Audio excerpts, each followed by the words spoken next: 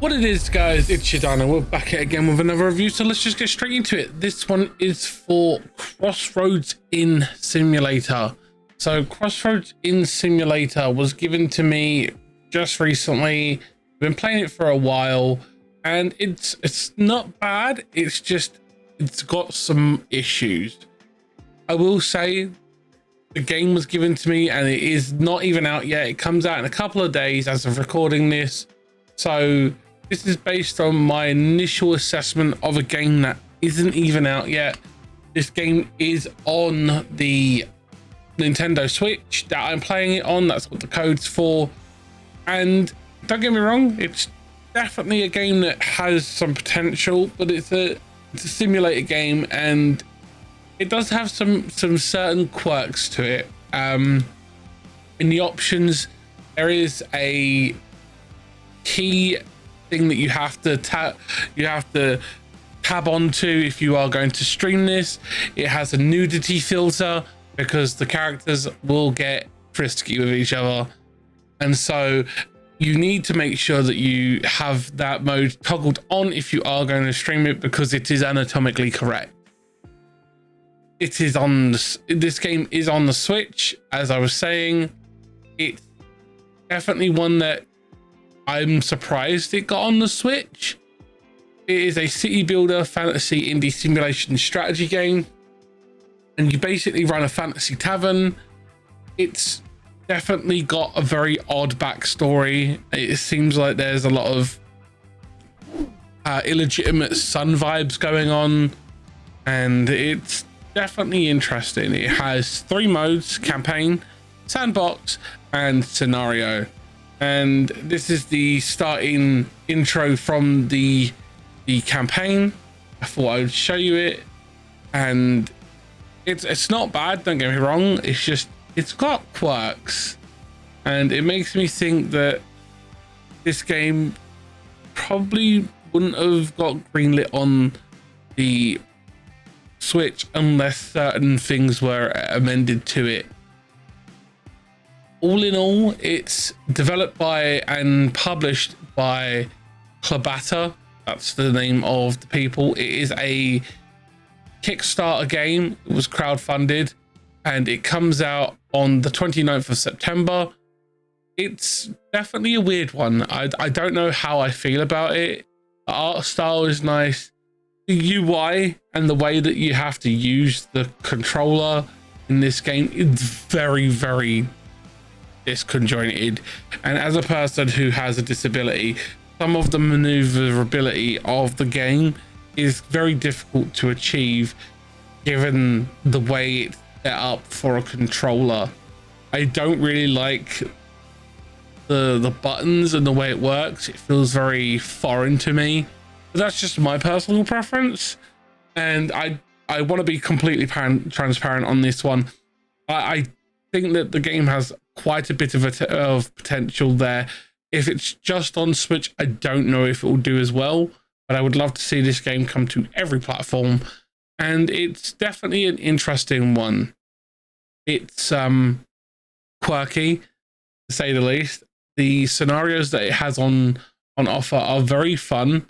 They do offer a lot of challenge, and the game does have a very robust tutorial system. They've done a very good job on that. I do feel that the game does have certain pitfalls, being the fact that it's on the Switch. And don't forget, guys, to down and smash that like button. It's greatly appreciated. It really does help the channel grow. And if you have any comments on the video or constructive criticisms on how to improve, please let me know what you think. I'd love to know what your opinions are. It does help. This is definitely one that had me a little bit scratching my head as to why it came to the Switch. Of all the different platforms out there, I honestly think that this game, in my opinion, would probably do better running on a PC or on a more powerful console like the Xbox Series X or S or the PlayStation 5. But the fact that they're able to get it to run on the Nintendo Switch with the level of quality that it has, means that if it was to get brought over to the other platforms, the quality could just get even better. I will say that as a disabled person who struggles with certain mechanics, this game's UI does leave a little bit to be desired for me personally. The way that it's set out, especially with the way the keybinds are for the controller, it does feel very, you have to be able to have a lot of hand dexterity, and that's, in my opinion, its biggest shortcoming.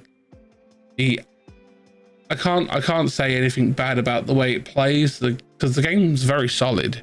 It's just the level of accessibility that, in my opinion, is missing. I just feel like the keybinds are a bit very odd, and the fact that you have to do some very odd button movements and combinations to do certain things. I feel that they could have improved it or made it feel a little bit more robust in its profile and the way it works with the controller. But I feel like this game does have a lot of potential, the way it works, and when you're in build mode and when you're in furniture mode, it does pause the game so you don't miss out on any key interactions. I will say that if you do miss up in build mode, it doesn't really allow for a lot more like fixing of your mistakes. Like, as you can see here, I accidentally built the wrong corridors, but to fix that you have to destroy the whole lot and then rebuild it. I feel like the ability to knock down interior walls would be better and would make for a more conducive style of gameplay. It would allow for a bit more versatility on how the player would build. But that's just my opinion on this. I feel like constructive criticism where a game that has a lot of potential, and the fact that it runs on a very low powered machine like the Switch speaks volumes to me. I will say that the nudity filter is definitely a key thing to have if you are a content creator. It's very shall we say lewd to say the least, but I have it on this so you don't see anything rude. And it's a very well made game. For a lot of people, this could be a bit of a fun game. It could have some interesting hours of gameplay. I'd recommend this to content creators who like simulators, and I would say that this is definitely a simulator game for any Switch owner who likes simulator games like 2 Point Campers, 2 Point Hospital. This is probably one you might want to pick up. As always, guys, thanks for watching the video. Thanks for hitting the like button and sharing it, and I will see you in the next one. Take care, guys, and I'll see you there. Bye.